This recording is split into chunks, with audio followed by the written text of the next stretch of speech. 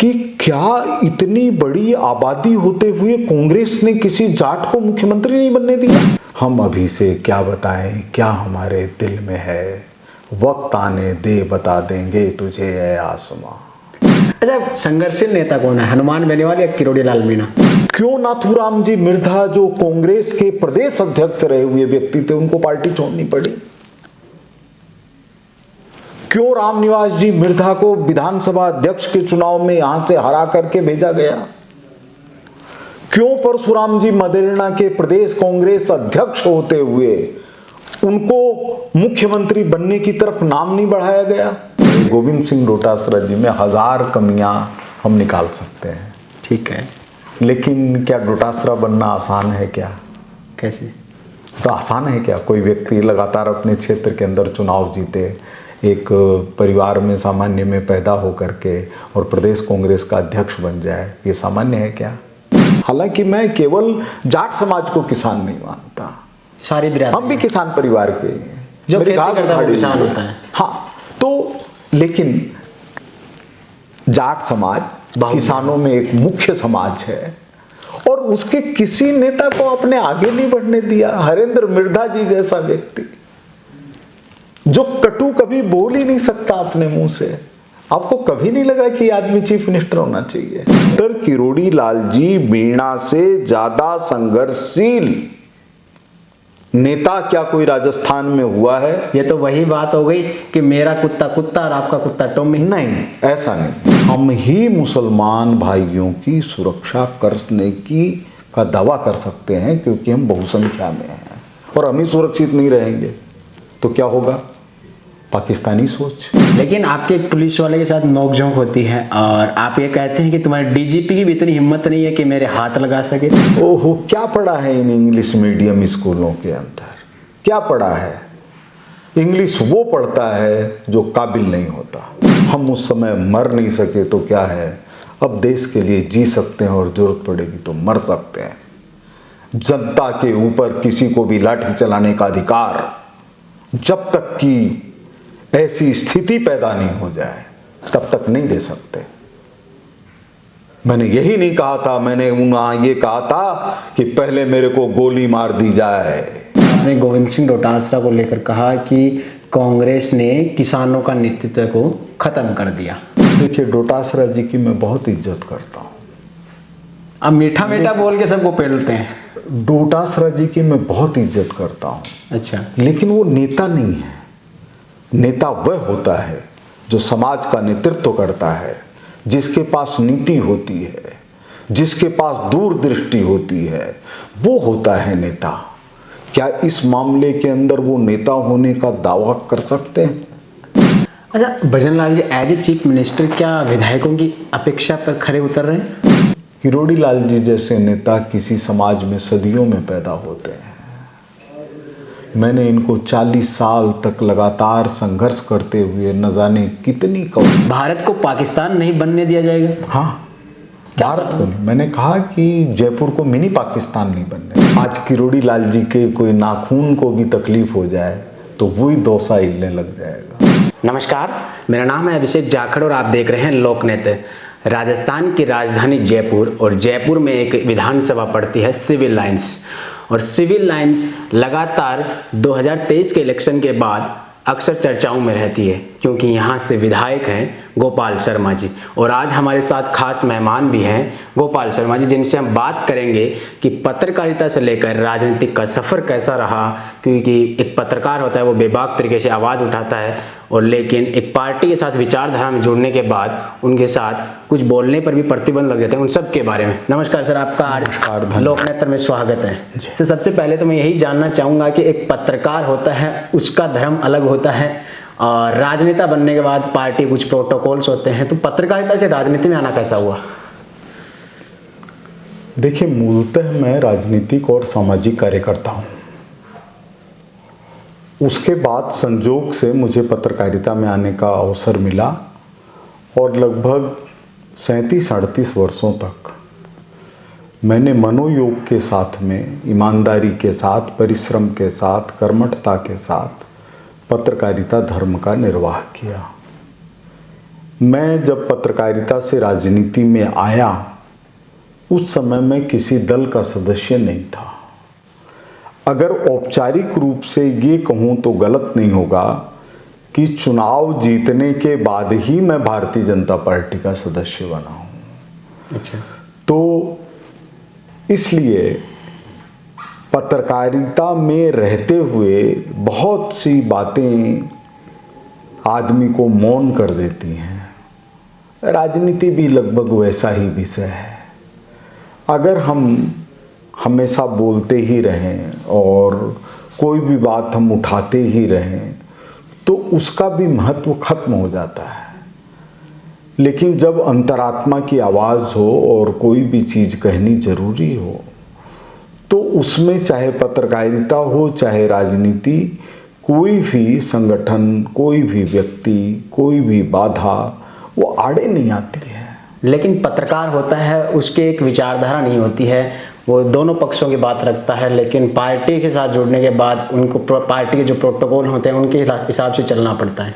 वो लोग सोचते हैं लेकिन ऐसा नहीं है। बहुत से लोग पत्रकारिता में हैं या ज़्यादातर लोग पत्रकारिता में हैं, वो वैचारिक आधार पर, दलीय आधार पर कहीं ना कहीं जुड़े हुए रहते हैं।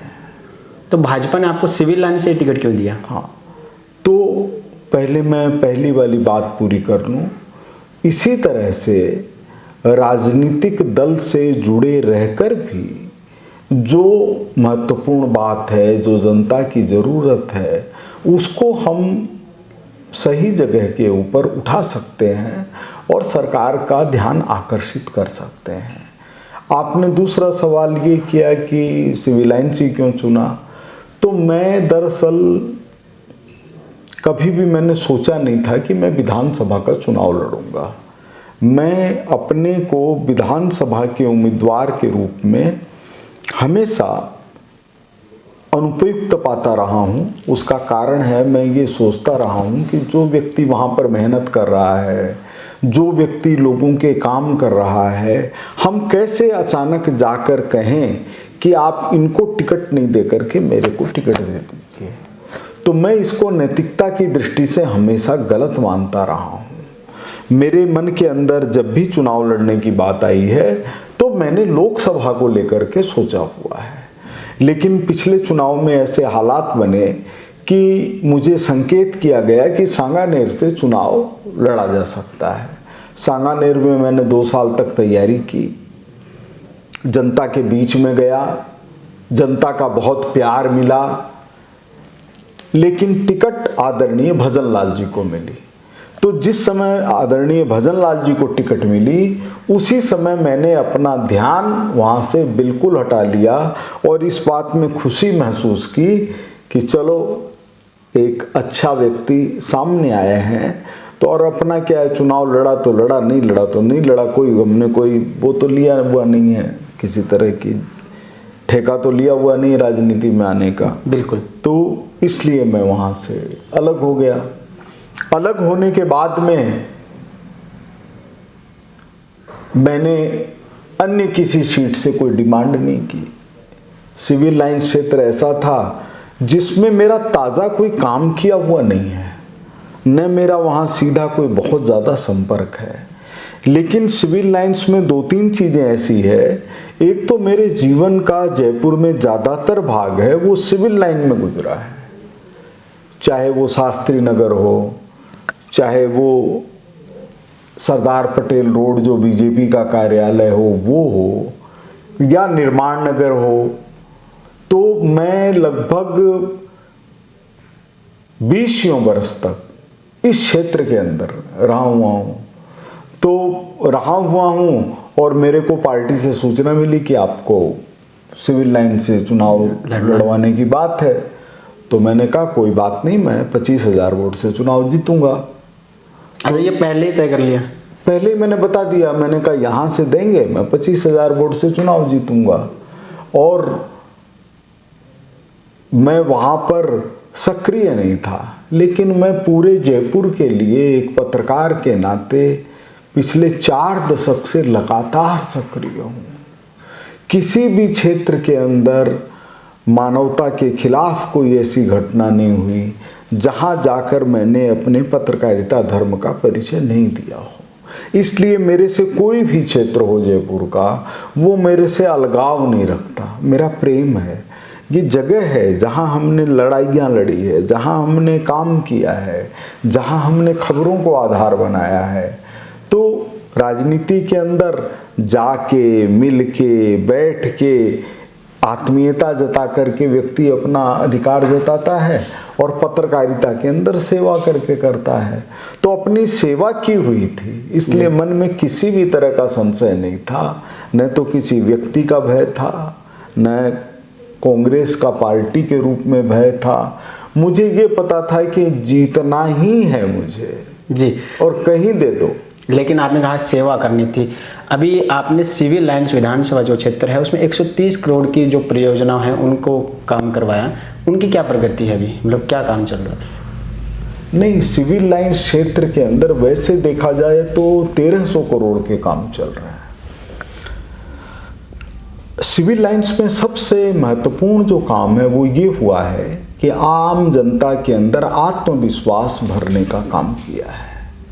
जैसे कोई भी गुंडे तत्व, असामाजिक तत्व किसी भी सामान्य नागरिक को भयभीत नहीं कर सकते।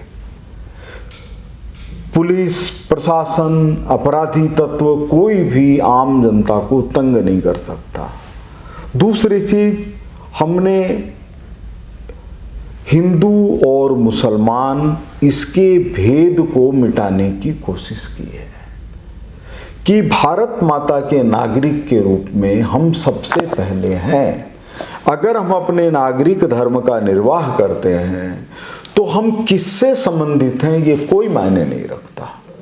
लेकिन अगर हम नागरिक धर्म का निर्वाह नहीं करते हैं, हम कानून तोड़ते हैं, हम हेलमेट पहन करके जाना पसंद नहीं करें, हम किसी दूसरे समाज के व्यक्ति का धर्म परिवर्तन करने की कोशिश करें, हम कहीं ग्रुप बना करके जाकर के किसी परिवार को परेशान करें, हमने इसके खिलाफ पुलिस को भी जागरूक किया है और जनता को भी जागरूक किया है। निर्माण कार्य, सड़कों का निर्माण, अपने बनी पार्क क्षेत्र के अंदर कॉलेज का निर्माण, ये सब पहली बार हुए हैं। आप ये देखिए कि एक साथ 3 टंकियां तैयार हो रही हैं सिविल लाइन्स के अंदर। एक देवीनगर के अंदर, एक रामनगर के अंदर और तीसरी टंकी हरिपुरा हटवाड़ा के अंदर। तो हम कहीं भी किसी विधानसभा में देखें तो क्या मिलेगा कि एक साथ 3 टंकियां बन रही है, मार्च में पूरी हो जाएगी। तो इसलिए हमने अलग अलग तरह के नवाचार करके, जैसे लगभग 3 दर्जन सरकारी स्कूलें सिविल लाइन्स विधानसभा क्षेत्र में हैं, उसमें हमने सरकार की द्वारा दी हुई शक्ति के आधार पर 2 स्थानीय महत्वपूर्ण प्रतिनिधि जोड़े हैं, उनके साथ प्रिंसिपल को जोड़ा है। हर महीने वर्कशॉप लगती है और कोशिश ये की जा रही है कि प्राइवेट स्कूलों के बच्चे से सरकारी स्कूल का बच्चा किसी भी मामले में कम नहीं रहे। किसी गरीब परिवार में जन्म लेना, किसी जाति में जन्म लेना ये अपराध नहीं है। आपने कहा कि सरकारी स्कूल का बच्चा इंग्लिश में वो जो प्राइवेट स्कूल है उनसे कमज़ोर ना रहे, लेकिन आपकी सरकार है जो सरकारी स्कूल हैं उनको तो बंद करती जा रही है। इंग्लिश मीडियम बंद कर दी है, हिंदी मीडियम भी मर्ज करती जा रही है। अपन तो सिविल लाइन्स की बात कर रहे हैं। मैं सरकार तो आपकी है ना। नहीं, मैं वो बात नहीं कर रहा हूँ। मैं तो एक विषय आपके सामने रख रहा हूँ कि सिविल लाइन्स में किस तरह से काम हो रहे हैं। सरकार का जब विषय आएगा तो उसको दूसरे तरह से सोचना पड़ेगा। अगर मान लीजिए किसी स्कूल, 2 स्कूलें पास में है, एक में 40 बच्चे हैं और एक में 15 बच्चे हैं, तो क्या वो स्कूलें मर्ज होनी चाहिए या चलती रहनी चाहिए? बिल्कुल मर्ज हो जानी चाहिए। वही बात है। सरकार पे भार कम हो जाएगा। तो इसलिए कोई भी आरोप लगाए, उसको आरोप लगाने का अधिकार है। थोड़ा सा लेकिन जो जांच इंग्लिश मीडियम स्कूल में बंद हो रही है वो क्यों कर रहे हैं सरकार? ओहो, क्या पढ़ा है इन इंग्लिश मीडियम स्कूलों के अंदर? क्या पढ़ा है? इंग्लिश वो पढ़ता है जो काबिल नहीं होता। इंग्लिश वो पढ़ता है जो काबिल नहीं होता। उसका कारण है कि आदमी काबिलियत के रास्ते खोजता है। उसको लगता है ठीक है, इधर नहीं तो इधर सही, इधर से नहीं इधर से सही। आप मुझे एक चीज बताइए, कामराज कांग्रेस के अध्यक्ष थे, वो हिंदी भी नहीं जानते थे, इंग्लिश भी नहीं जानते थे, लेकिन वो कांग्रेस के एक प्रभावशाली अध्यक्ष थे। भाषा कभी भी माध्यम नहीं है। हाँ, माध्यम बनाना चाहें बन सकती है। अगर कोई कई भाषाएं सीखे अच्छी बात है। अगर उसको इंग्लिश भाषा सीखने से रोजगार के अंदर बढ़ोतरी होती है, अवसर ज़्यादा मिलते हैं, तो कोई नुकसान नहीं है, सीखे। लेकिन आप मुझे ये बताइए, कोई कहे कि इंग्लिश बोलना बहुत अच्छा सिखा दूंगा, इंग्लिश पढ़ना बहुत अच्छा सिखा दूंगा, और बदले के अंदर अगर उस रास्ते पर नहीं जाते हो तो ओलंपिक का गोल्ड मेडल मिल सकता है। लेकिन मैं एक तो वो क्या कहेगा? मैं ये जानना चाह रहा हूँ कि कांग्रेस के एक नेता हैं गोविंद सिंह डोटासरा, जो शिक्षा मंत्री रहे हैं, उन्होंने जब आपके इंग्लिश मीडियम स्कूलें बंद की, उस पर उन्होंने कहा कि भाजपा के बड़े नेता हैं वो तो अपने बच्चों को बाहर विदेशों में पढ़ा रहे हैं इंग्लिश मीडियम में, और जब गरीब का बच्चा इंग्लिश सीखना चाहता है, पढ़ना चाहता है, हमने जो इंग्लिश मीडियम जो योजनाएं लेके आए, तो उनको दिक्कत क्यों है? देखिए, डोटासरा जी की मैं बहुत इज्जत करता हूँ। अब मीठा मीठा बोल के सबको पेलते हैं। डोटासरा जी की मैं बहुत इज्जत करता हूँ। अच्छा। लेकिन वो नेता नहीं है। नेता वह होता है जो समाज का नेतृत्व करता है, जिसके पास नीति होती है, जिसके पास दूरदृष्टि होती है, वो होता है नेता। क्या इस मामले के अंदर वो नेता होने का दावा कर सकते हैं? नहीं। वो तो कहते हैं कि हमने गरीब को बच्चे को इंग्लिश मीडियम की स्कूलें दी है। आप मुझे ये बताइए, वो जो एक शब्द से जी केवल आपकी दादी कहने से डिस्टर्ब हो जाए, इस पे भी मैं आऊंगा, तो फिर कोई कुत्ता भौंकेगा तो क्या करेंगे? कहीं पर कोई आदमी झगड़ा करने लग जाए, हम गाड़ी के अंदर जा रहे हैं, कोई दूर से मेरे को गाली देते, तो एक तरीका तो ये है, मैं सोचूं ना मैं इसको जानता हूं ना इसको जानता हूं, मेरे को जाना है अपने काम के अंदर, जाकर के अपनी सर्विस के ऊपर बैठूं, और दूसरा गाड़ी रोक दे और उसको खोल करके दरवाजा और डंडा निकाल करके बोलो क्या बोले थे तुम।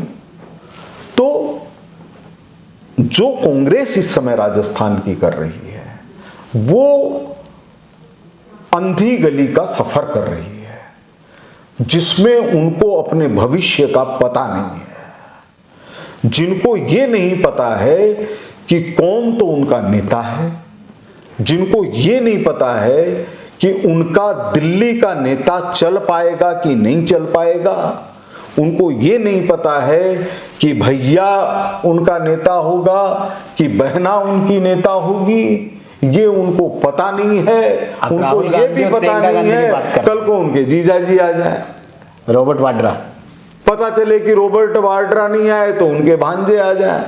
तो जो परिवारवाद पर, वंशवाद पर टिकी हुई पार्टी होती है, उनको तो ऐसे ही संबोधन किए जाएंगे जब आपके यहां कोई ऑप्शन ही नहीं है, कोई ऑप्शन है ही नहीं किसी तरह का।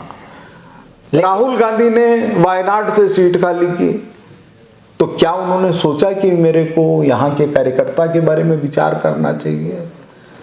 भाई नहीं तो बहन सही। ये तो आपकी पार्टी में भी होता है। नहीं, कैसे नहीं होता है? किरोड़ी लाल जी के भाई ने चुनाव लड़ा है, भी उपचुनाव। बात सुनिए, दोनों में फर्क है। क्या फर्क है? दोनों में फर्क ये है कि किरोड़ी लाल जी के भाई को टिकट दी जाए या नहीं दी जाए, इसका फैसला भारतीय जनता पार्टी का आला कमान करता है, और उनका फैसला खाना खाते समय टेबल के ऊपर हो जाता है। नहीं, लेकिन परिवारवाद तो है। भाई चुनाव लड़ रहा है, भतीजा विधायक है, खुद विधायक है, मंत्री है सरकार में। आपकी जानकारी के लिए मैं बताना चाहता हूं, कि एक अवसर ऐसा था जिसमें 5 सांसद एक ही परिवार के थे, जिसमें बीजेपी के भी थे और कांग्रेस के भी थे। अगर जनता वोट दे रही है तो आप उसको कैसे रोक देंगे? आप ये देखिए, डॉक्टर किरोड़ी लाल जी मीणा से ज्यादा संघर्षशील नेता क्या कोई राजस्थान में हुआ है? ये तो वही बात हो गई कि मेरा कुत्ता कुत्ता और आपका कुत्ता टॉमी। नहीं, ऐसा नहीं है, ऐसा नहीं है, ऐसा नहीं है, ऐसा नहीं है। आप यह देखिए, जैसे आपने पहले प्रश्न किया था उसका भी मैं जवाब देने वाला था। आपने कहा था कि आपके नेताओं के बच्चे तो विदेशों में पढ़ते हैं। राहुल गांधी जब विदेश में पढ़ते थे तो इनका नाम क्या राहुल गांधी था? नहीं। तो फिर क्या था? Rahul Vinci, Raul Vinci. ये मेरी जानकारी नहीं है।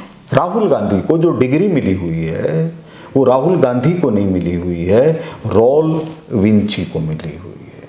इसके कोई सबूत है? सबूत गूगल में सर्च करिए, पता चल जाएगा, खोजने की जरूरत ही नहीं है। इस इंटरव्यू के बाद मैं जरूर सर्च करूंगा।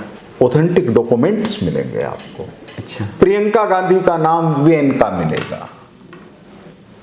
तो इसलिए ये तो सारे मतलब पढ़े हुए, मैं आपको क्या बताऊं कि आप तो पढ़ाई की बात कर रहे हैं।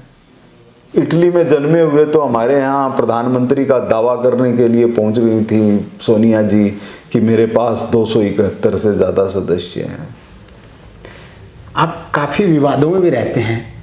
अभी विधानसभा के दौरान भी आपने कहा कि शिवचरण माथुर जो पूर्व मुख्यमंत्री रहे हैं, उन्होंने डॉक्टर किरोड़ी लाल मीणा का एनकाउंटर की साजिश की। इसके क्या प्रमाण आपके पास? मैं देखिए एक चीज़ आपको बताता हूँ, मैं कभी भी विवादों में नहीं रहा हूँ, चर्चाओं में रहते हैं। ऐसा मान लीजिए। उसका कारण ये है कि मैंने 4 दशक तक जो पत्रकारिता की है उसमें एक भी खबर का खंडन नहीं आया है।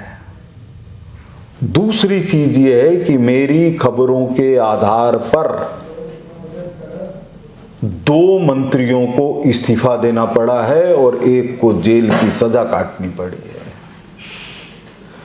आईएएस की पहली गिरफ्तारी मेरी खबरों के कारण हुई है। तो इसलिए ये अधपके लोग जो मेरे को पूरी तरह से नहीं जानते हैं, क्योंकि मेरा स्वभाव हावी होने का, मेरा स्वभाव हाईफाई रहने का इस तरह का नहीं है। हम शांत लोग हैं, लेकिन अवसर आता है तो हम चुप नहीं रह सकते। लेकिन आप ये मीठा मीठा बोल के ये ना सबको निशाने पे ले लेते हैं। हाँ, उसका जैसे मैंने जो चीज कही, क्या डॉक्टर किरोड़ी लाल जी मीणा ने उसका खंडन किया? मैंने कहा कांग्रेस डॉक्टर किरोड़ी लाल मीणा जी का, उन्होंने हाँ किया था। उन्होंने हाँ किया, तो क्या वो ऐसे ही हाँ कर देंगे?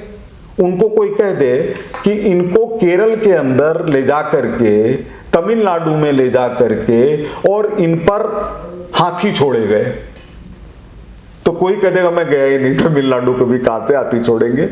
और दूसरी चीज है, कांग्रेस के शासन के अंदर इतना बड़ा इनकाउंटर हो चुका है, उसी शासन में राजा मान सिंह जी का डीग में, जो 7 बार एमएलए रहे, उनकी बेटी कैबिनेट मंत्री रही, उनकी बेटी अलग से विधायक रही, उनको सरेआम दिन दहाड़े पुलिस ने गोलियों से मारने का काम किया।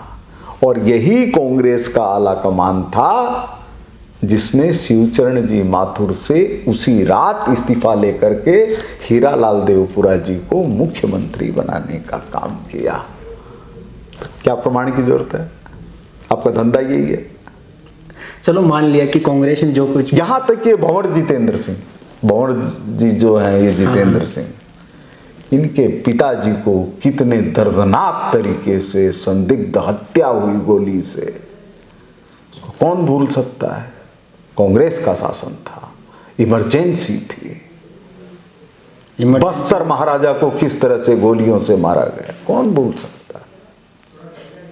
तो इसलिए इन अध्यायों को नहीं छेड़ना चाहते, क्योंकि शिवचरण जी माथुर को मुख्यमंत्री बनने के अलावा सबसे बड़ा सम्मान दिया है तो पत्रकारों ने दिया है, और वो भी तब जब मैं प्रदेश अध्यक्ष था। अटल बिहारी वाजपेयी जी के बगल में अध्यक्षता करने के लिए शिवचरण जी माथुर के पूर्व मुख्यमंत्री होने के बावजूद मंच पर बैठाया, और जो भारत में कभी नहीं हुआ। भैरव सिंह जी जैसे मुख्यमंत्री पूरे मंत्रिमंडल के साथ श्रोताओं में बैठे हुए थे बिरला ऑडिटोरियम में। 7 नवंबर 1995। तो जो शिवचरण जी ने जो मेरे को पत्र लिखे हुए हैं, जो इतनी तारीफें की हुई है, मेरे को ये भी कह करके गए थे वो कि ये घटना जरूर लिखना, कभी मेरे बारे में लिखो। तो अब उनके परिवार के तीसरी पीढ़ी के लोग हैं, वो जानते नहीं कि माथुर साहब से मेरे कितने आदर के संबंध रहे हुए हैं। लेकिन इसका अर्थ ये नहीं है कि हम घटनाओं को भूल जाएं। मैंने कभी नहीं कहा कि शिवचरण माथुर जी ने इनकाउंटर किया, उनकी सरकार के समय। चलो मान लिया कि किरोड़ी, और 11 को उम्र कैद हुई है, अभी उम्र कैद हुई है इसी साल, पिछले साल।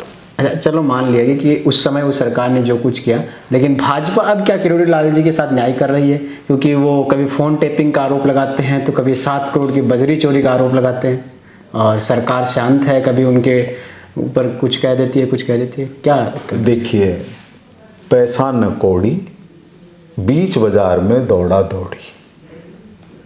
कांग्रेस के पास कोई मुद्दा नहीं। मैं कहूं कि राहुल गांधी वहां आए और प्रियंका गांधी से नहीं मिले, इसका हम तो दोनों में लड़ाई चल रही है। क्या लेना देना? लेकिन इसकी हमको अपना तो दिखाई नहीं दे रहा है, और दूसरे के पत्तल के अंदर सामान देख रहे हैं कि घी कितना पड़ा हुआ है। किरोड़ी लाल जी एक संघर्षशील नेता हैं। किरोड़ी लाल जी एक संघर्षशील नेता हैं। हम सब उनका सम्मान करते हैं। हम ही को ये संदेह हो जाता है, मान लीजिए कि मेरी जेब फट गई और उसमें से पैसे गिर गए, हमने जेब में हाथ दिया, पैसे मिले नहीं, हमने कहा किसने लिए, और उसी समय परिवार के लोग ही खड़े हो जाएं, अच्छा हमको चोर समझते हो, मैंने क्या कर लिया। उसी तरह की बात है। एक पत्नी ने दिया जलाया कि मेरा पति रात के अंधेरे में बारिश के मौसम में जब आएगा तो उसको दिए की रोशनी के कारण जाने में सुविधा रहेगी। पति कांग्रेस का नेता बन करके आया, उसने कहा दिया जलाया है, इसके मच्छर आएंगे, मच्छर को खाने के लिए मेढक आएगा, मेढक को खाने के लिए सांप आएगा, और वो सांप मेढक की जगह तेरे को काटे, इसलिए दिया जलाया। आप कहते हैं कि मैं कभी गुस्सा नहीं करता, अग्रेशन में नहीं बोलता, लेकिन आपके एक पुलिस वाले के साथ नोकझोंक होती है, और आप ये कहते हैं कि तुम्हारे डीजीपी की भी इतनी हिम्मत नहीं है कि मेरे हाथ लगा सके। तो एक विधायक होने के नाते ये प्रतिक्रिया सही है? आप मुझे ये बताइए, अगर मैं फौज में होता तो मैं अफसरों से थोड़ी लड़ता होता, लेकिन सीमा के ऊपर मैं अपना पौरुष दिखाता। देश के सभी क्रांतिकारी परिवारों से मेरे जो संबंध हैं वो इस आधार पर हैं कि मुझे राष्ट्र से प्रेम है। आपको मैं एक चीज़ और जानकारी के लिए बता दूं कि राष्ट्रीय क्रांतिकारी परिवार संगठन जो बना हुआ है उसका मैं राष्ट्रीय संयोजक हूँ। उसमें भगत सिंह जी का भी परिवार है, उसमें सुखदेव जी का भी परिवार है, उसमें राजगुरु जी का भी परिवार है। क्यों? हम उस समय मर नहीं सके तो क्या है, अब देश के लिए जी सकते हैं, और जरूरत पड़ेगी तो मर सकते हैं। जनता के ऊपर किसी को भी लाठी चलाने का अधिकार जब तक कि ऐसी स्थिति पैदा नहीं हो जाए तब तक नहीं दे सकते। मैंने यही नहीं कहा था, मैंने वहां ये कहा था कि पहले मेरे को गोली मार दी जाए, उसके पहले नहीं होने दूंगा। एक वर्ग के लोग पत्थरबाजी करें और आप उस पत्थरबाजी का आरोप शांत बैठे हुए लोगों के ऊपर लगा करके उन पर लाठीचार्ज का आदेश देने की कोशिश करेंगे तो हम कैसे सहन करेंगे? कांग्रेस ने शासन के अंदर डॉक्टर मुरली मनोहर जोशी जी भारतीय जनता पार्टी के राष्ट्रीय अध्यक्ष थे, उन्होंने दमकल के पानी की पाइप की बौछार मोदी जी के सिर के ऊपर छोड़ी, इनके जोशी जी के। जोशी जी बेहोश होकर के गिर गए। मोदी जी ने अपने हाथों से उनको संभाला। क्या ये जो वंशवाद वाले हैं ये कभी कल्पना कर सकते हैं कि इनके राष्ट्रीय अध्यक्ष के साथ ये स्थिति हो जाए? क्योंकि भाजपा इन सब चीजों में विश्वास नहीं करती। लेकिन मेरे पास तो फोटो भी है, मोदी जी का उस दिन का आक्रोशित चेहरा भी है, क्योंकि वो अपने राष्ट्रीय अध्यक्ष को बेहोश होकर सड़क के ऊपर गिरता हुआ देख रहे हैं। तो इतना अत्याचार करने के बाद में हम शांत कब तक हैं? जब तक कि समाज शांत है। लेकिन हमारे घर में घुस करके कोई हमारे परिवार के लोगों पर तलवारबाजी करने लग जाए तो हम कहें नहीं। आपने कहा कि हमारे घर में तलवारबाजी करने लग जाए। एक मामला ऐसा ही और है जिसमें भट्टा बस्ती थी, जिसमें हिंदू पलायन कर रहे थे। उसमें भी आप कहते हैं कि भारत को पाकिस्तान नहीं बनने दिया जाएगा। हाँ, भारत को नहीं, मैंने कहा कि जयपुर को मिनी पाकिस्तान नहीं बनने देंगे। जयपुर को जो मिनी पाकिस्तान बनाने की कोशिश हो रही है, कैसे? इस तरह से हो रही है, चाहे पाकिस्तान हो चाहे बांग्लादेश हो, यहाँ जो हिंदू गए, जो रहे, वो अल्पसंख्यक थे, उन्हें खत्म कर दिया ज़्यादातर लोगों को। हमारा कहना है हम इसको मिनी पाकिस्तान नहीं बनने देना चाहते। हम ही मुसलमान भाइयों की सुरक्षा करने का दावा कर सकते हैं, क्योंकि हम बहुसंख्या में हैं। और हम ही सुरक्षित नहीं रहेंगे तो क्या होगा?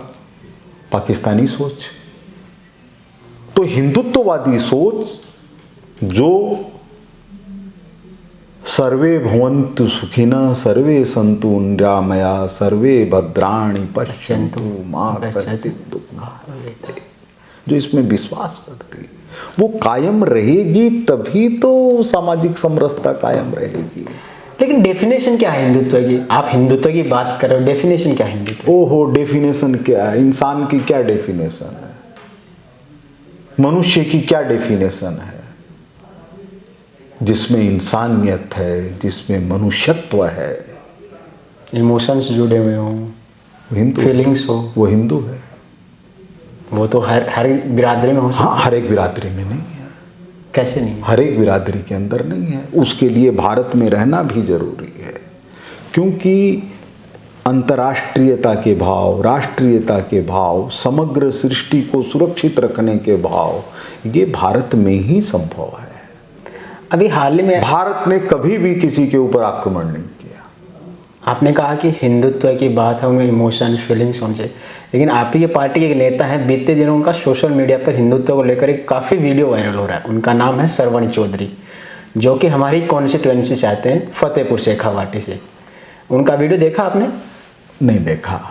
वो एक प्रोग्राम था, वो कोई मतलब प्रोग्राम क्या, एक कोई मुद्दा था रोड साफ्सर और ढांढन के कोई युवाओं को लेकर, जिसमें लोग इकट्ठे होते हैं और उसमें वो कहते हैं कि मैं जीते जी कभी भी रहना चाहेंगे। इस बयान को लेकर ऐसा है, एक नेता होने के नाते ऐसे बयान देना जरूरी? जाना हो तो जाइए, मत जाना हो मत जाइए, जिसके यहाँ जो काम होना है वो तो होगा।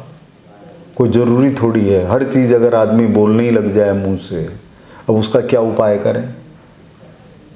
लेकिन आप एक जनप्रतिनिधि हैं, आपकी भारत की जो मान्यता है वो ये है, इस देश के अंदर ही सबसे पहले मस्जिदें बनी, इस देश में ही सबसे पहले गिरजाघर बने, इस देश में ही यहूदियों को संरक्षण दिया गया। भारत एक अलग तरह का देश, हिंदुत्व एक अलग तरह की संस्कृति है। इसको तब तक नहीं समझा जा सकता जब तक इसका स्वाद नहीं ले लें। आप ये देखिए कि हमारे जो करोड़ों मुस्लिम भाई हैं, वो वही तो है ना जिनको किस तरह से दबाव डाल करके मुस्लिम बनाया गया। आप इसको मानते हैं? मैं नहीं मानता हूँ, इतिहास मानता है।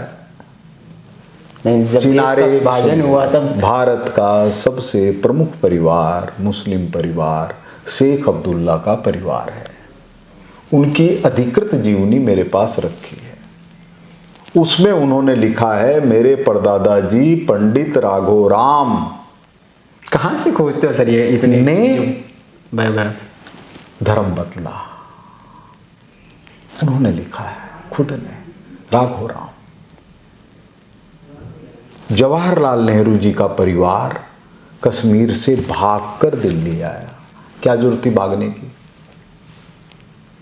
हम सब जानते हैं कि गुरु तेग बहादुर के सामने कश्मीर के पंडित कृपाराम शर्मा के नेतृत्व में मिलने गए और उन्होंने कहा कि हमारा धर्म सुरक्षित नहीं है, हमारा यज्ञोपवीत सुरक्षित नहीं है। तभी गुरु गोविंद सिंह जी ने कहा कि इसको तो आप ही बचा सकते हैं, आपके बलिदान के बिना कैसे बचेगा। जी चलिए कुछ सरकार पे बात कर लेते हैं। मौजूदा भाजपा की सरकार है, इसको आप किस तरीके से आंकते हैं?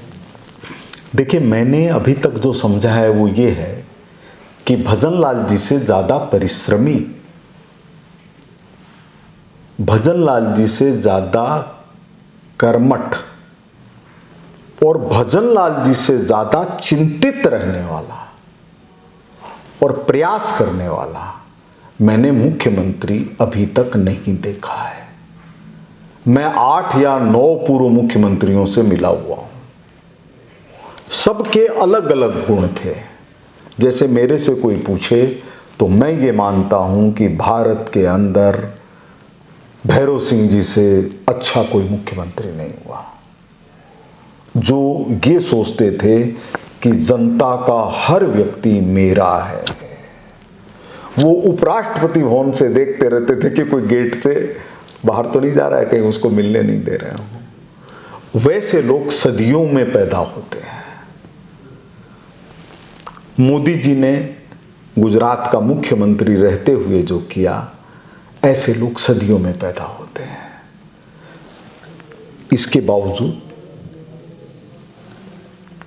भजनलाल जी पहली बार विधायक बनके जिस तरह से उन्होंने राइजिंग राजस्थान करवाया और जैसे अच्छे अच्छे बजट देकर राजस्थान के भविष्य की चिंता करते हुए दिखाई देते हैं, उससे बहुत उम्मीद जगती है।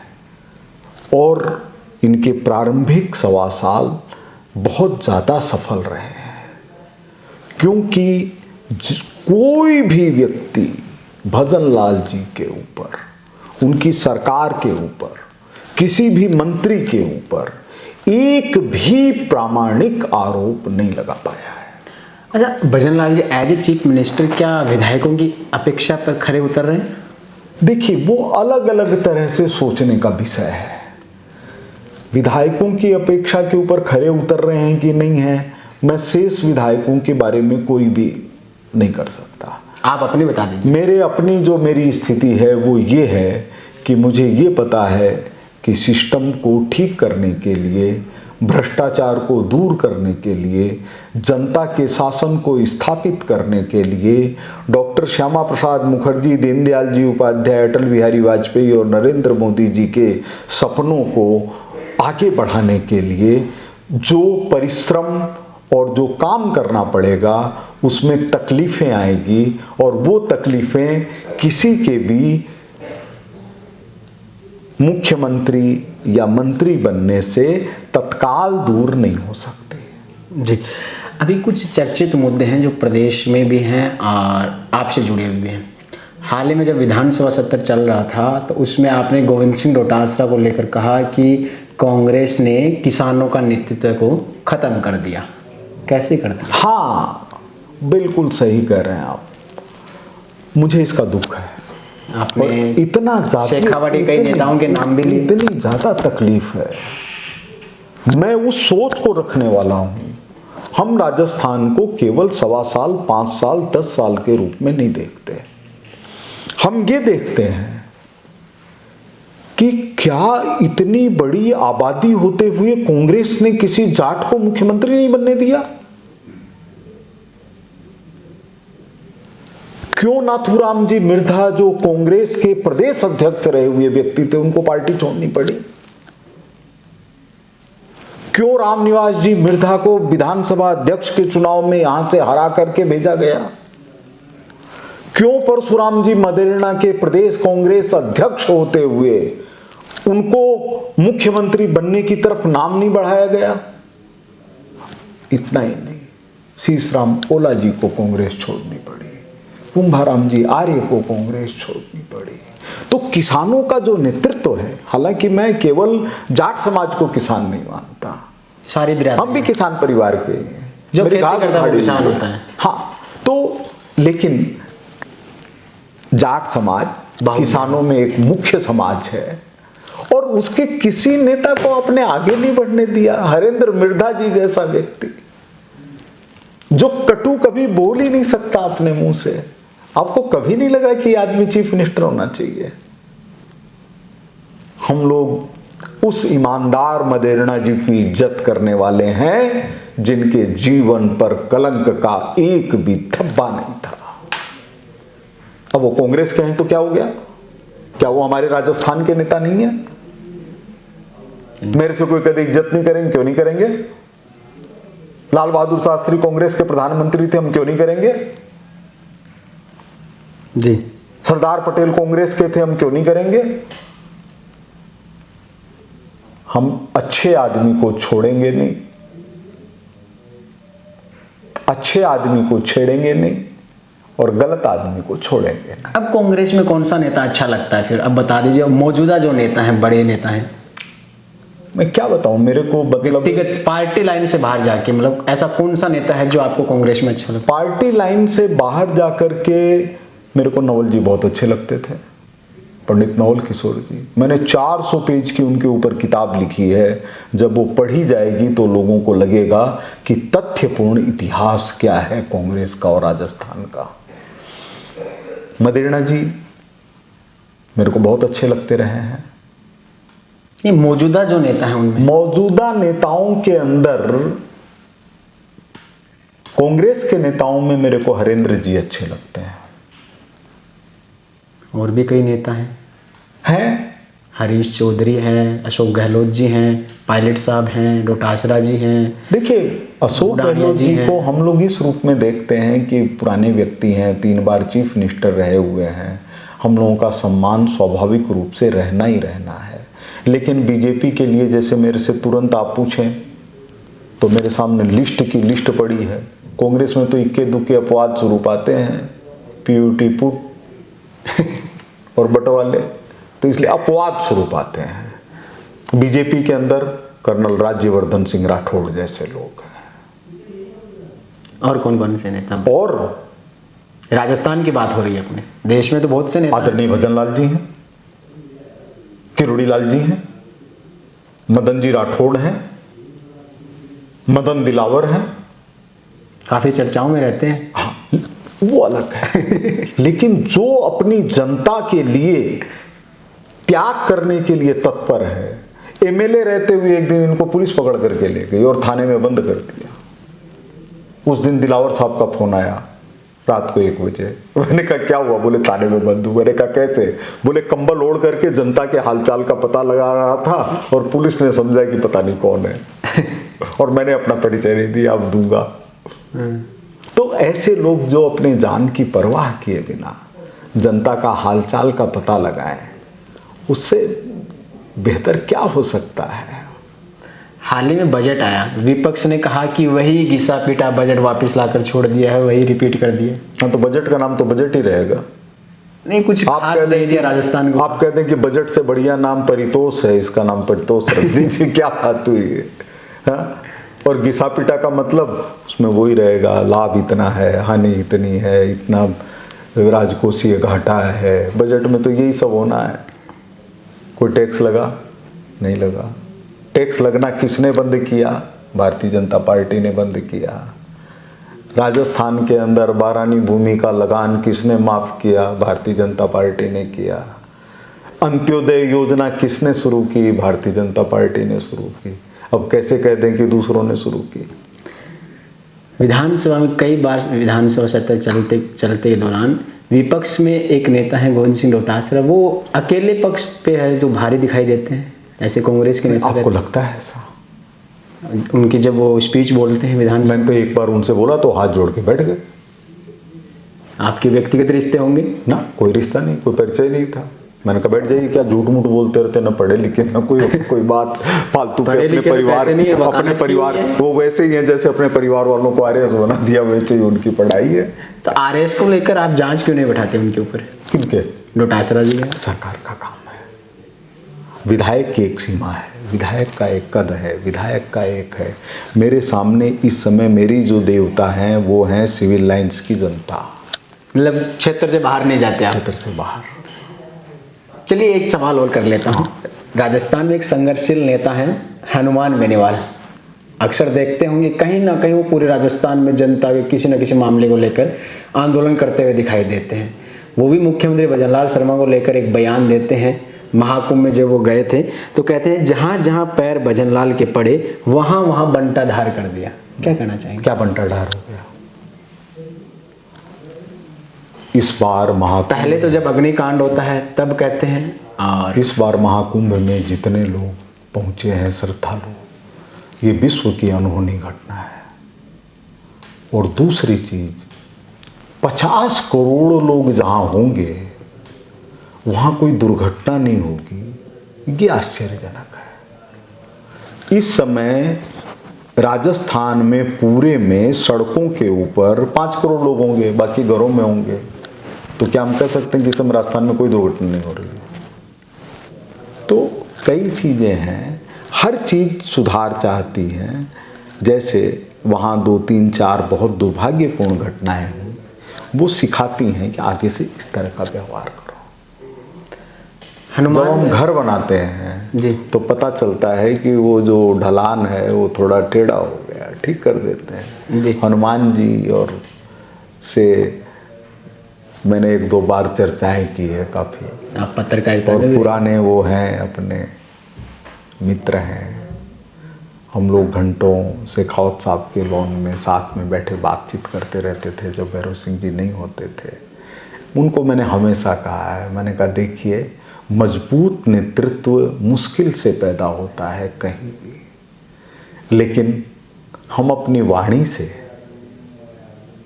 हम उसको प्रभावित कर दें तो उचित नहीं है। अटल जी हमेशा कहते थे, बोलने के लिए वाणी चाहिए और चुप रहने के लिए वाणी भी चाहिए और विवेक भी चाहिए। बिल्कुल। तब इसके लिए फिर कभी बेनीवाल जी मिलेंगे।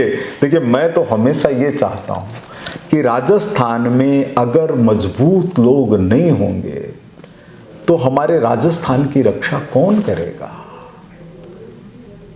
कोई भी पार्टी हो, मजबूत, ईमानदार, कर्मठ, जो छाती ठोक के कह सकें कि हमने कोई बेईमानी नहीं की है, जो कह सके कि कोई भी ठेकेदार हमसे गलत काम नहीं करवा सकता, ऐसे लोगों की जरूरत है। जी, हनुमान बेनीवाल जैसे ही एक नेता और हैं किरोड़ी लाल मीणा, जो आजकल पार्टी से खफा दिखाई देते हैं। नहीं, पार्टी से खफा नहीं है, सरकार से मान लीजिए। किरोड़ी लाल जी तो बहुत अच्छे नेता है। सारे नेता ऐसे, मतलब मुझे बहुत जवाब देने से कतराते मुझे हैं। बहुत प्रिय है।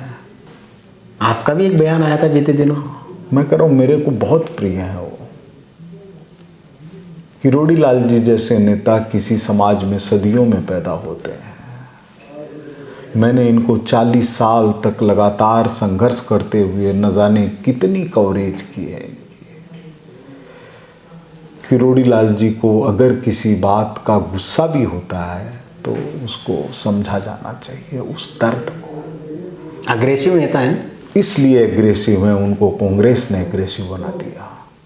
इमरजेंसी के अंदर जिस तरह डॉक्टर किरोड़ी लाल जी मीणा पर कांग्रेस ने अत्याचार किए, उनको पीटा गया, उनके करंट लगाया गया, जिस तरह से उनका इनकाउंटर करने की कोशिश की गई, जिस तरह से उनके ऊपर गोलियां चलाई गई, तो एक व्यक्ति सोचिए उसकी क्या स्थिति होगी।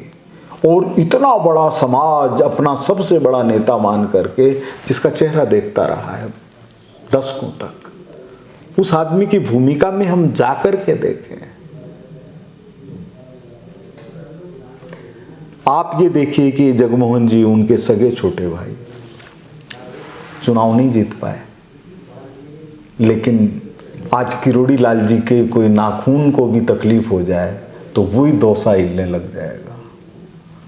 तो चुनाव के जीत हार इसके कई तरह के गणित, कई लोग तरह कहते हैं हराने में पार्टी का ही रोल था। कोई पार्टी क्यों हराना चाहेगी जब उसके पास जिताने का विकल्प है। पार्टी को अगर हराना ही होता तो टिकट ही क्यों देती। और हार और जीत भगवान के हाथ में। लोग कहते तो ये भी हैं कि सड़कों पे आंदोलन करे किरोड़ी लाल। आप कांग्रेस के नेता थे, उन्होंने भी कहा था सड़कों पे आंदोलन करे किरोड़ी लाल, सर्दी में ठिठोरे किरोड़ी लाल और मार खाए भजन लाल। सचिन जी भी यही कहते थे कि 5 साल मेहनत तो मैंने की और ये आ गए।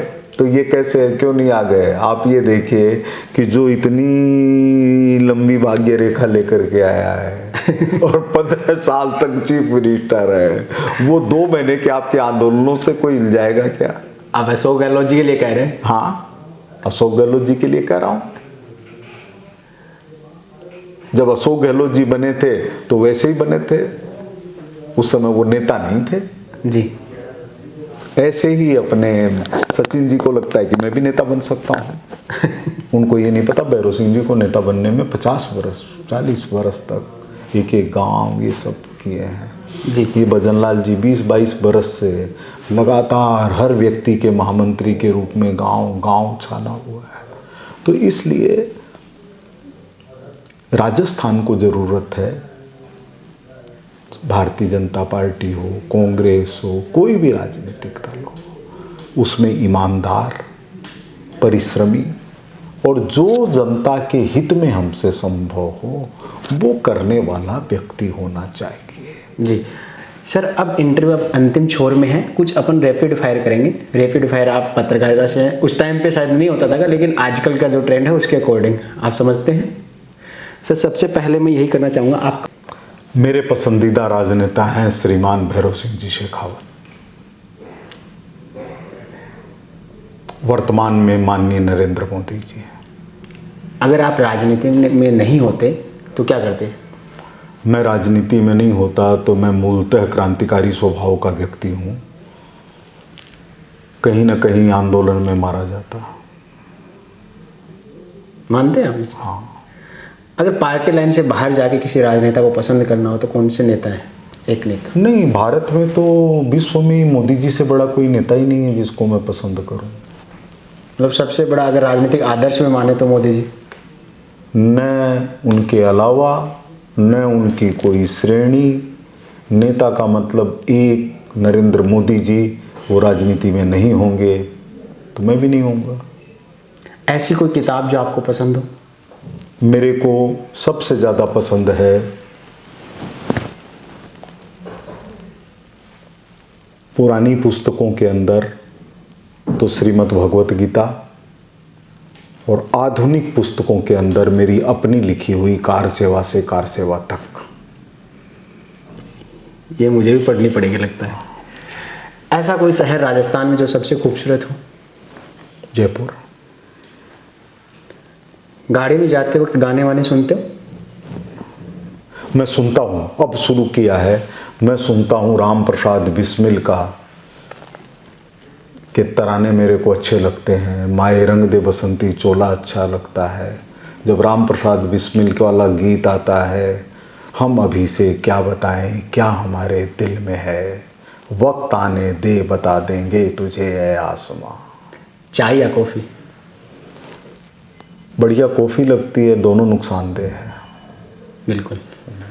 ऐसा राजस्थानी खाना या फास्ट फूड? दाल और रोटी, खिचड़ी। फास्ट फूड देखते ही ऐसा लगता है कि क्या अपराध कर दिया हमने। अच्छा, मोदी जी या योगी जी? देखिए, योगी जी से 1 मिनट बात हुई है। मोदी जी को मैं 1992 से निकटता से जानता हूँ। पत्रकारिता पेशे में रहे हो तब? नहीं, बहुत साथ रहे हैं। एकता यात्रा में 1.5 महीने तक हम लोग साथ थे। हाँ, मोदी जी के बाद अगर कोई नेता सामने नजर आते हैं तो वो योगी जी आते हैं। क्या कभी मोदी जी से अब भी व्यक्तिगत बातें हुई है? उसमें क्या जरूरत है, हर समय कभी भी संपर्क कर सकते हैं। आज भी कर सकते हैं? वो क्यों नहीं? लोग कहते हैं प्रधानमंत्री बन गए हैं, अब थोड़ी बात करेंगे। ऐसा नहीं है, ऐसा नहीं है, ऐसा नहीं है, ऐसा नहीं है। कर लेते हैं अपने लोगों से बात। कोई जरूरत नहीं है। जरूरत हो तो 5 मिनट में कर लें, नहीं जरूरत हो तो क्या जरूरत है? मुलाकात का समय मिल जाता है किसकी? मोदी जी से। इससे अभी मिले ही थे 2 बार, तो उनका स्वागत करने के लिए एयरपोर्ट के ऊपर। लेकिन एक पार्टी की सांसद हैं आपकी कंगना रनावत, वो कह रहे हैं कि मुझे तो समय नहीं मिलता है मोदी से मिलने। समय क्यों चाहती हैं वो, ये पता नहीं। मेरे को तो ये पता है कि मोदी जी की तक पहुंचना, अपनी बात पहुंचाना, ये कोई वो 140 करोड़ जनता के लिए उपलब्ध है। अच्छा, जयपुर की पुरानी गलियां या नई सड़कें मॉडर्न? पुरानी गलियों का अतिक्रमण और नई सड़कों के निर्माण के अंदर अतिक्रमण, ये इतना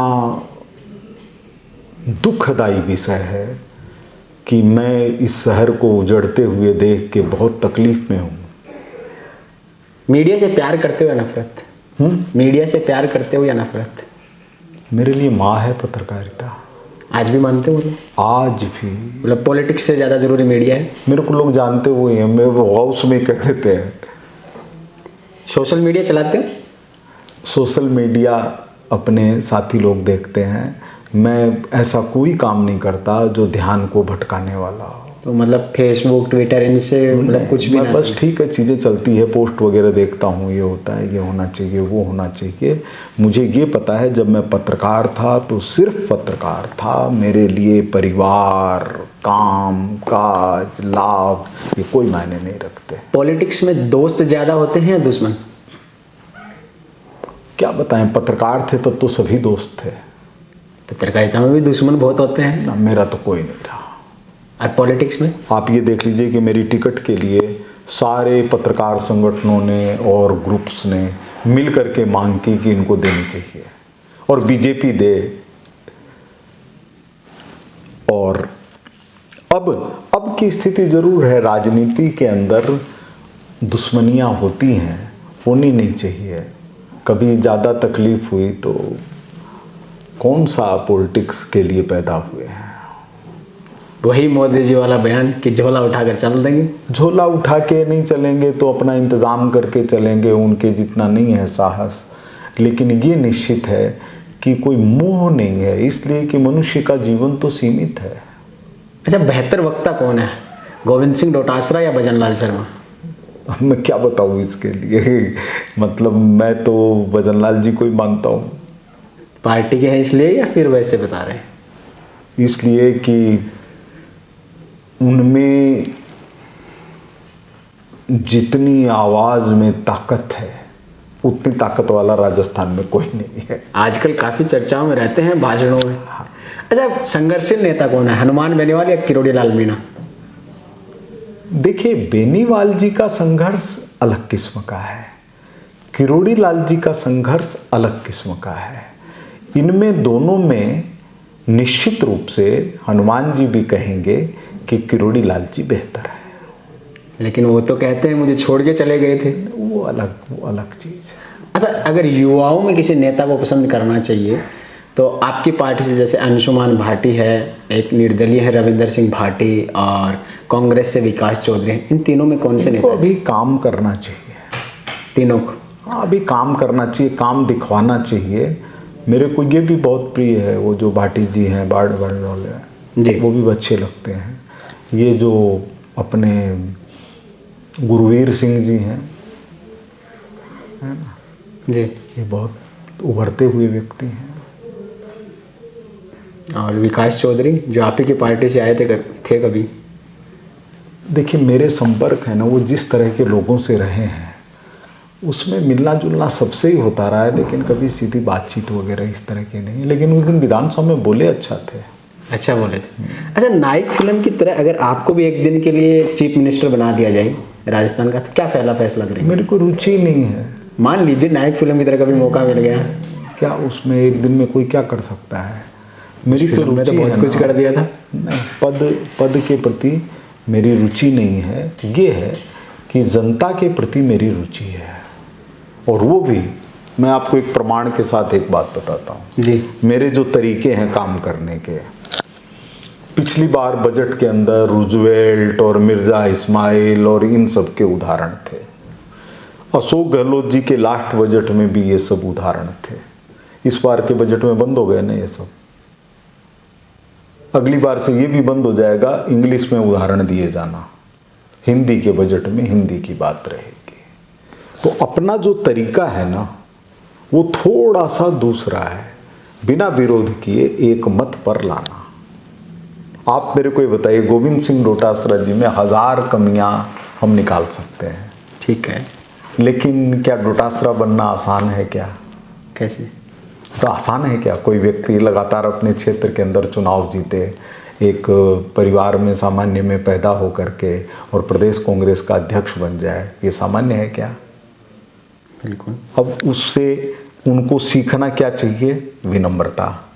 और वो सीख गए कि चिल्लाओगे और गमछा घुमाओगे तो मेरे को लोग ज़्यादा जानेंगे। अरे भाई, गमछा घुमाने से पहले प्रदेश अध्यक्ष बने या गमछा घुमाने से प्रदेश अध्यक्ष बने? ठीक है, तो प्रदेश अध्यक्ष ये आपका सुझाव है उनको? मतलब 100% उनको समझ में आ जाएगा। मुझे ये बताइए कि जनता के नेतृत्वकर्ता पैदा होना कितना कठिन है। आपको बार बार जनता वोट देती है, आप उनकी उम्मीदों पर खरे उतरिए। आप किस पर बयान दे रहे हैं? वीर सावरकर जी के ऊपर, इंदिरा जी उनके ऊपर डाक टिकट निकाल रही है, गांधी जी उनसे मिलकर के हाथ जोड़ रहे हैं, ये उनके रिकॉर्ड्स में है। आप क्यों जो मन में ऐसे बोल दिए? अरे भाई, सावरकर जी बनना आसान है? अपना कद तो देखो। सूर्य की तरफ थूकेंगे, क्या मिलने वाला है? क्या लड्डू गिरेगा? खुद ही ऊपर ही गिरेगा। ऐसी कोई अफवाह जो आपके ऊपर झूठी फैलाएगी और जो आपको पता हो? मेरे को तो अभी 3 दिन पहले कांग्रेस के विधायक ने ये के बारे में एक मैंने खबर पढ़ी, उसमें लिखा हुआ था कि गोपाल शर्मा ने खुद को अपमानित महसूस किया उस विधायक के आरोप से और उन्होंने दलाली शब्द को एक्सपंज करने की मांग की।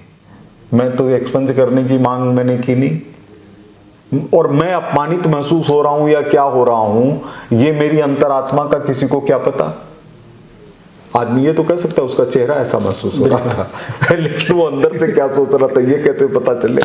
तो इन सब एक आध बातों से ऐसे लगता है कि जैसे एक बार अशोक गहलोत जी के नाम का एक पट्टा चला गया और पट्टे बटे थे 20 और उसमें आ गया कि अशोक गहलोत के फोटो के पट्टे बांटे गए। अब जो 3 साल पहले का पट्टा है उस पर अशोक गहलोत की फोटो लगी हुई है, उस पर साइन है, उसको आप नहीं देंगे जनता को?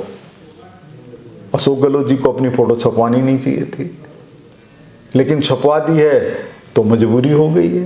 देश की आज़ादी के बाद भी लंबे समय तक चांदी के सिक्के चलते थे जिसमें जॉर्ज पंचम और सप्तम और अष्टम की इनकी फोटोएं रहती थी, तो हम क्या कह देंगे? आखिरी सवाल, आपके क्षेत्र की जनता से जुड़ने के लिए कोई सीधा संवाद करते हो? देखिए, मेरा ये नियम है कि सिविल लाइंस का व्यक्ति अगर तकलीफ में है और वो मेरे को सूचना मिलती है तो मैं 10-15 मिनट के अंदर उस जगह पर होता हूँ। जी, आप हमारे चैनल मेरे को बहुत प्रेम है। हमारे चैनल के माध्यम से यहाँ की जनता को क्या कुछ कहना चाहेंगे? मैं ये कहना चाहूँगा, अगर कोई, हालांकि मेरी इतनी औकात नहीं है, कि 84 लाख योनियों की बात को अगर नहीं भी माने तो मनुष्य का दोबारा मनुष्य के रूप में पैदा होना संभव हो तो भी हमको ये याद नहीं रहने वाला है कि हमने पिछले जन्म में कब क्या किया था। तो हमारे पूर्वजों का नाम हमसे जुड़ा हुआ है। जीवन में ऐसा कोई कार्य नहीं करें कि हमारे पूर्वजों को लगे कि हमारी संतान ने ये गलत किया। जी, शुक्रिया। तो ये थे हमारे साथ गोपाल शर्मा जी, जो कि सिविल लाइन से विधायक हैं। अक्सर इनको आप विधानसभा में देखते हैं कि एक सॉफ्ट कॉर्नर की तरह भाषण देते हैं, लेकिन उस सॉफ्ट कॉर्नर को अगर तरीके से सुना जाए तो उनके अंदर बहुत से गहराइयों के अंदर राज छुपे हुए दिखेंगे। आज भी जो इंटरव्यू आप ये पूरा इंटरव्यू देखिएगा, इसमें धीरे धीरे सॉफ्टली कॉर्नर से बोले हुए वो शब्द भी एक बारीकी से देखेंगे तो उसमें बहुत कुछ छुपा हुआ है। फिर मिलते हैं ऐसी किसी और एक शख्सियत के साथ, तब तक के लिए आप देखते रहिए लोकनेत्र। और लोकनेत्र फिर किसी जनता की आंख से फिर कोई मुद्दे को लेकर आएगा। नमस्कार, मैं आपके साथ अभिषेक जाखड़।